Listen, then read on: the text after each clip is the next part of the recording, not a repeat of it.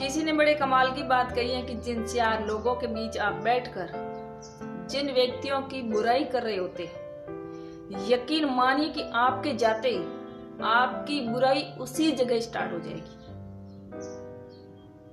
नमस्ते दोस्तों, मैं गैरव चौधरी एक बार फिर से स्वागत करती हूँ मेरे YouTube चैनल में। आपके लिए एक छोटी सी कहानी लेकर आई हूँ जो है एक व्यक्ति की मौत नजदीक आ गई थी। यमराज जी आ चुके थे उनको लेने के लिए।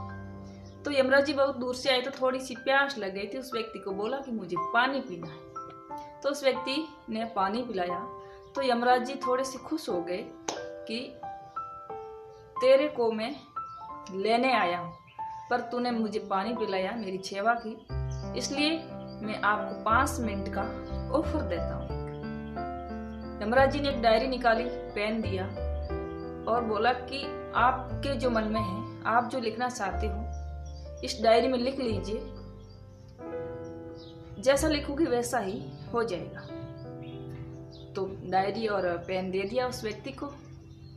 उस व्यक्ति ने पहला पन्ना पलटाया तो उस पर लिखा था कि आपके बाजू वाले घर में जो व्यक्ति है उसकी लॉटरी लगने वाली है, वह 5-10 दिनों में 3 करोड़ पैसे जीतने वाला है। उसने ऐसा देखा तो उसने लिख दिया कि ऐसा नहीं होना चाहिए, पड़ोसी के घर में उसकी लॉटरी लगने वाली है, उसको 3 करोड़ रुपए मिलने वाले हैं। तो वो लिख दिया कि ऐसा नहीं होना चाहिए। दूसरा पेज पलटाया तो बोला कि आपके बाजू वाले पड़ोसी वो बॉस बनने वाला, सुपर बॉस, उसका प्रमोशन होने वाला है। तो उसने लिख दिया कि ऐसा नहीं होना चाहिए। तीसरे पेज में आया तो उसने बोला कि आपके पीछे वाला पड़ोसी बहुत अच्छी जॉब पाने वाला है। तो उसने लिख दिया कि ऐसा नहीं होना चाहिए।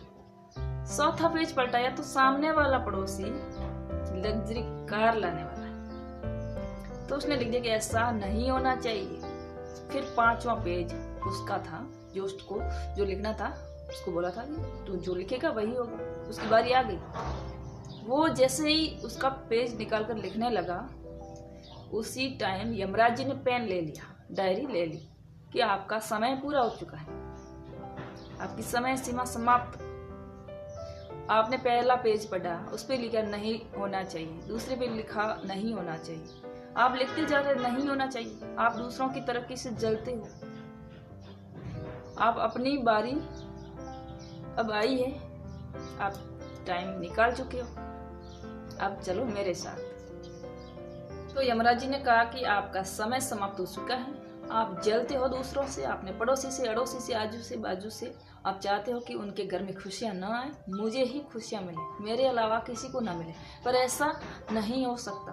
आपकी लिखी हुई मौत है, आपको चलना पड़ेगा। आपके हाथ में कलम दी हुई थी, आपका टाइम समाप्त कर लिया। अपने आप का समय समाप्त नहीं करना चाहिए। जो मिलता है उसी में खुश रहो। इस कहानी का सार यही है कि दूसरों की कमियां ढूंढने की बजाय खुद की कमियां ढूंढो। दूसरे की तरक्की में जलने की बजाय अपनी खुद की किस्मत लिखनी सीखो। तो ये कहानी कैसी लगी कमेंट करके जरूर बता देना। धन्यवाद।